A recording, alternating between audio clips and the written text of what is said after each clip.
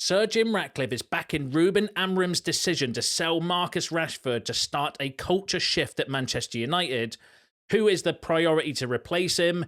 Manchester United clear 2 players of leaking the team news. Inquiries made about Victor Osimhen in a video that's going to keep you right up to date with all the latest Manchester United news and transfer news.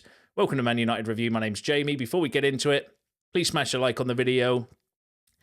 And let's jump straight through it. So the talk of the town at the moment is all regarding Marcus Rashford. It's probably been the case, though, for the last week or so, because we've had stories last week around, United are preparing to sell him and his asking price and all of these stuff. And this kind of first story I want to run through, but there's been a really big update by a very credible source that's got ties and links with Manchester United.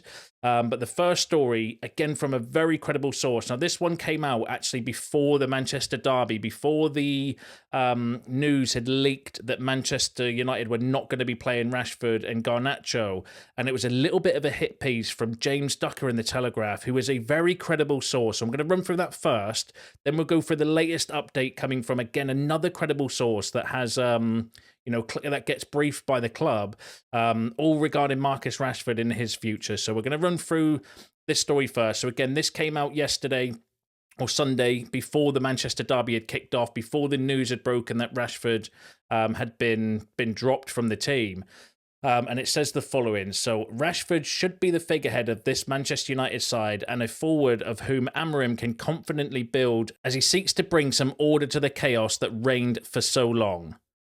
Instead, he has inherited a player who was beset with problems on and off the pitch, and one United have been very much open to selling this year amid deepening concerns about his lifestyle and the financial pressures that are forcing the club to explore all options available to them. So it's another credible story suggesting something to do with Rashford's lifestyle.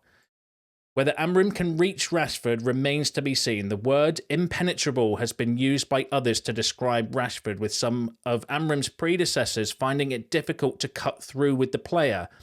You'd have what you felt was a really good conversation with him, but then the next day it was like it had gone in one ear and out the other, one source commented. Another insider said, I know his birth certificate says he's 27, but he is closer to an 18-year-old in other ways. So the support has to be right. Now, that's really damning regarding Marcus Rashford. And again, this has come from James Ducker in The Telegraph. This is not a rag journalist. Like if this was, Neil Custis in The Sun, who's put out a story which we're going to cover later on in the video, then I would maybe be calling a bit of BS on it. Or if it was, Samuel Lucas, the shit stirrer from the Manchester Evening News, then again, I would be kind of questioning it. But this is from a very credible journalist, from a very credible news outlet that don't put out bullshit rumours or like gossipy stuff, suggesting that basically Rashford, if you tell him something, you have a good conversation, it's in one ear, out the other, and that even though he's 27, he acts like an 18-year-old or he's closer to an 18-year-old. And again, another damning kind of report regarding Marcus Rashford. And this is again from somebody that probably gets briefed from the club as well. The concerns about Rashford's lifestyle were there before his boozy escapades in Belfast in January brought the issues to a wider audience, and the reality is that if he is to start delivering consistently on the pitch, that he and United must get a better handle of his personal life. One source summed it up nicely. There is a great kid and player in there, truly, but he is lost at the moment. So that's a really kind of interesting report from, again, a credible source, suggesting that there's something going on behind the scenes and off the pitch with Marcus Rashford, whether that's his mentality, whether it's his lifestyle choices or something. But obviously, if you remember Amorim's comments that I brought you in the video that I did covering the Manchester derby, suggesting the same thing, that he watches everything. He's looking at lifestyle, what they do on and off the pitch, and all of these things. So, maybe there is something in that, because 2 and 2 can make 4 sometimes. And again, this is a very credible source from James Ducker. It's it will not be unsourced information regarding Marcus Rashford and potential issues with his lifestyle. And it's not the first time we've heard that as well. It's not the first incident regarding Marcus Rashford and things off the pitch as well. So, But then we'll go through the next story. So this came from Jamie Jackson. Now, Jamie Jackson is somebody who's in the press conferences. He gets briefed by the club. He is, again, like a credible source when it comes specific, like to Man United news and stuff. So, again, this is one to kind of pay attention to. So he says, Marcus Rashford has been put up for sale. Manchester United are ready to sell him in January. Ruben Amorim has decided he needs to leave. The feeling at the club is that Rashford's time is up. Amorim has decided Rashford needs to leave in the push to engineer a shift in culture throughout the club for football and non-footballing staff.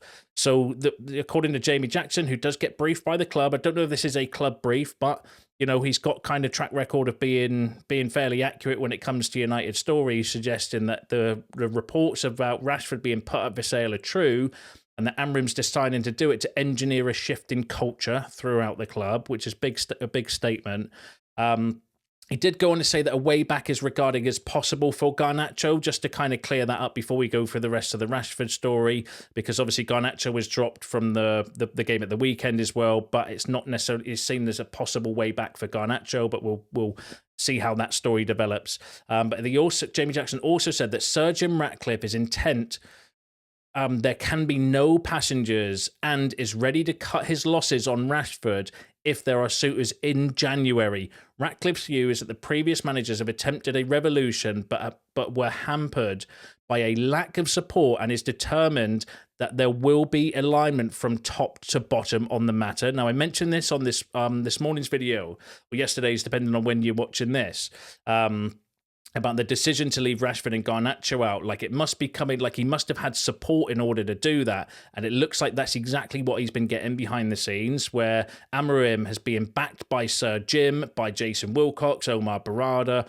all of these kind of people to make the necessary decisions, which is probably something that previous managers have lacked. If you go all the way back to Jose Mourinho wanted to sell certain players that were kept at the club, and he even famously in an interview recently said there's still players at the club that I wanted to sell at my time there as well. So there are kind of incidents and historical problems with United not removing the players that need to be removed in order to start this kind of cultural reset. But apparently Sir Jim Ratcliffe is not about that. He's wanting to lead it, and also that means that'll filter down the line to Barada, to Wilcox, to Amorim. So he's empowered to make these changes, which is a really kind of big update regarding Marcus Rashford. That's the kind of first time, like, we've had all these stories before, and I do think they have been true. I do think that United would look to sell Rashford if we got an offer.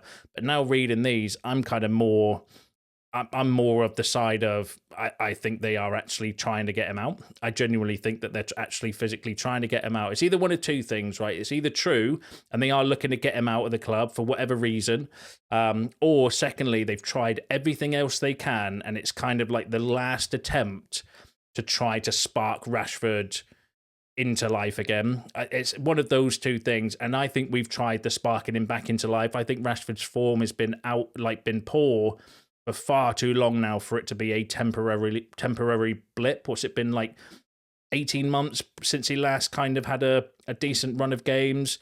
And not even that, the last time he looked like he was enjoying football on the pitch. So there's clearly something going on behind the scenes. I'm sure we're going to hear more news over the next few days and weeks regarding why he was dropped, and I'm sure there'll be some sort of response and all of this stuff. So make sure you subscribe, because I'll bring you any updates as they kind of develop.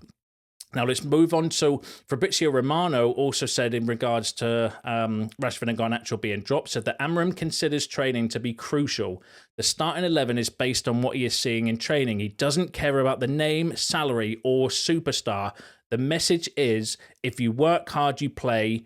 Don't work hard and you won't play. And it's as simple as that. And that's how it should be. And I'm really pleased that we've got a manager, one, that's got the balls to do this, but also secondly, that he is also being backed to do this as well by Wilcox and by Sir Jim, importantly, because obviously he's the minority shareholder that's in charge of the football operations. So I am really, really pleased that actually that this could, we've heard this before, and we've heard stories in the past around a cultural reset, and we're going to shift out all these players and all the problems behind the scenes and all the deadwood, etc. And it never really comes to light, because there's always been certain players that have stayed the course and have always been deemed as like unsellable, or players that you can't remove. And I think there's been a lot that's kind of happened behind the scenes that we're not even aware of, regarding players and not being able to sell them and stuff like that in the past. But I actually do think that this is very encouraging, because I do think that actually there might be some substance in this, because you can see by Sir Jim's action around getting rid of Dan Ashworth, quick to sell Eric Ten Hag, and all of these things where he is in a rush to try and get things done as quick as possible. And I don't think he suffers fools. I think he's that kind of character where he's just not about nonsense and not about excuses and stuff, and he's quite happy just to write things off, write players off, and get rid of them in order to get to where he needs to be. And I mentioned it in before. I mean, in order to make an omelette, you've got to crack a few eggs, and I don't think Sir Jim is afraid of back eggs. And I love the fact that Amram's also got the stones to follow through with that as well. And then Jason Wilcox is in the training ground every day watching training. Wouldn't be surprised if Amorim didn't speak with Wilcox before making the decision to drop Rashford and Garnacho. That came from Laurie Whitwell, very credible source when it comes to Manchester United news, again suggesting that Wilcox maybe would have been involved, or Amorim would have kind of spoken to him before, dropping Rashford and Garnacho, and Wilcox is clearly cool with it. Again, probably coming down the chain from Sir Jim, saying let Ruben Amorim do what he needs to do and back him to support not just buying the players to fit his style of play, but also get rid of the players that are not doing what they should be doing behind the scenes. Because you've got to remember, Marcus Rashford is a senior player, 27 years old. And if he's setting the worst example out of all the players in the squad, then you've got to get rid of him. That's what it seems like. Those two reports are all suggesting lifestyle and things off the pitch that are affecting him. And if that's the case, then he needs to go. And it's as simple as that. And I thought Diego Dallo's comments regarding the situation were quite telling as well. So this is a direct quote from Dallo. Said, "The message was clear from the beginning. If you want to succeed, you have to suffer. It's not just in football, it's in life. You have to work hard. If you want to succeed at this club, you have to suffer. And if you're ready to do it with us, we'll be a good team. If you're not ready, there's no place for you." So that was Diego Dallo's direct quotes as well after the weekend game as well. So overall, some really kind of damning things there regarding Rashford and around his lifestyle. And, it was a bit of a hit piece from James Ducker, who's not normally like that. He's quite kind of back in specifically of Rashford, but also of British and English players as well. So that's that's why I'm quite kind of, frantic around it, because it is actually quite a damning report. But then also Jamie Jackson coming out suggesting, culture, in order to reset the culture, we've got to get rid of players that are not fit for that culture. And by all accounts, Marcus Rashford is going to be one of the victims in that. Whether there'll be others, obviously time will tell, because I don't think he's the only problem at United. I don't think he's the only player necessarily that's been causing problems behind the scenes and stuff. But clearly there's something going on regarding Marcus Rashford. Let me know what you think about all of those stories in the comments, because I'd be really interested to hear your thoughts and your opinions on those reports. Now, let's move on to, in terms of replacements. So, according to a new report, this is from Spain, for Chase, I think it's pronounced. I always mispronounce it. I can never pronounce it, so apologies. Saying that the Reds are looking for solutions to revitalise their attack amid Rashford's potential exit. It was claimed that the club have concluded that Brighton striker Evan Ferguson is the priority after catching the eye with his potential and versatility. So, what would you think about that as a possible replacement? Evan Ferguson for Rashford? I'm not so sure myself personally. I don't think Evan Ferguson's, he's very young, very raw, got loads of development in him. I think United's ex kind of scout was saying that he's going to be a £60 million mistake. I think you're going to be looking at more than 60 million to try and get him out of Brighton personally. Because he did have trials as a youngster, and we tried to sign him, but we missed out on him, and that's why he's at Brighton. Obviously, clearly a player that we've been interested in at a very young age. I don't know if he fits the kind of mold. I think that would be maybe like more as a striker. Could he play in one of the attacking 10 positions? I'm not so sure. It's not from the most credible source as well, so I'm going to say take that with a massive pinch of salt. I'd almost be inclined to say let's throw it in the bin, because I can't see that one being, being true. I will keep an eye on it though for you. If anything else develops, I'll bring it to you. But for now, take it with a pinch of salt. Manchester United have recently made a fresh approach to ask for information over the potential transfer of Victor Osimhen. Now, there was reports last week, if you remember, or if you're a subscriber, or if you've watched any of the previous videos, suggesting that United might be lining up a January move for Victor Osimhen. I can't remember the source or the credibility around it, but effectively he's got a break clause in his contract and also his release clause has been lowered as well for the January transfer window, and he could be available for around 60 to 65 million pounds if memory serves me correctly. Court Offside suggesting that we've recently made a fresh approach to ask for information over potential over a move for Victor Osimhen. Now that would make more sense as a replacement for Rashford because he's a out and out goal scorer. You know, he's one of the best strikers in the world when he's on form, still only 25 years old, and I think would fit. You know, I personally don't know if we need Evan Ferguson as a young up-and-coming striker when we've got a young up-and-coming striker. Somebody of Osimhen, for example, who's a little bit older and could come in and kind of play and then can help develop Rasmus Højlund so you can rotate those two would make way more sense. Unfortunately, though, it came from Court Offside. Now, Court Offside have good or credible journalists working for them and not so credible, and this was from their not so credible journalists. So, again, it's one to keep an eye on. It's not the first time we've been linked with Osimhen. Won't be the last time. Neither as well, I'm sure. But I would say at the moment, I'm keeping my eye on that one. Take that one with a pinch of salt as well. So, right, now let's go through the leak stuff. Been loads of attention. If you haven't been following or if you're not on X or social media or anything like that, it has been absolutely going off the last week or so with the team, with the leaks behind the scenes. There's been multiple allegations and, you know, suggestions of various players.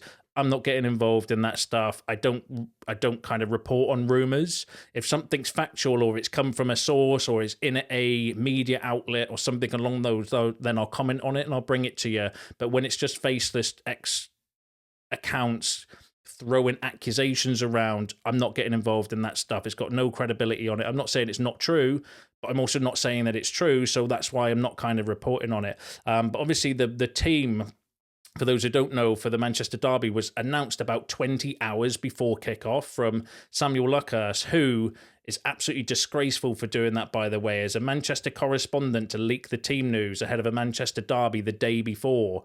I think he should generally be banned from any media coverage or any press conferences or anything at United. I genuinely think that that's absolutely disgraceful behaviour from him, which is not the first time neither. He's been banned multiple times for his shithousery and his bullshit stories, you know, stirring the pot and stuff. I think it's genuinely disgusting. But either way, the team news came out. It was the right team as well. And then since then, there's been like loads of reports of who it is and who it isn't and all this stuff. So, now, Neil Custis from The Sun, who is a shit stirrer and not the most credible source, however, saying that Manchester United have launched an investigation into which players leaking team news information. Both Ahmad and Alejandro Garnacho have been quizzed by Ruben Amorim as to whether they are responsible. Amorim is satisfied neither of those two are directly involved in the leaking. Now, that came from Neil Custis from The Sun. Now, he's normally a shit stirrer, so the fact that he said they've been cleared, you know, I kind of, it was the opposite way, then like it would make less sense to me. But apparently, according to that report, not Garnacho, not Ahmad. It felt a little bit like the team news the other day was, and the reports are that it might not be from a player, it might be from an agency, but who knows? Well, I'm going to wait for credibility and bring you the actual news, not the bullshit kind of rumours and stuff as well. So Neil Custis, not Garnacho, not Ahmad. So let me know what you think about that in the comments. Let me know what you think about all the other topics discussed in today's video, because that's you all up to date with the latest Manchester United news and transfer news. Don't forget to smash a like on the video on your way out. Subscribe to the channel if you are new. See you in the next one.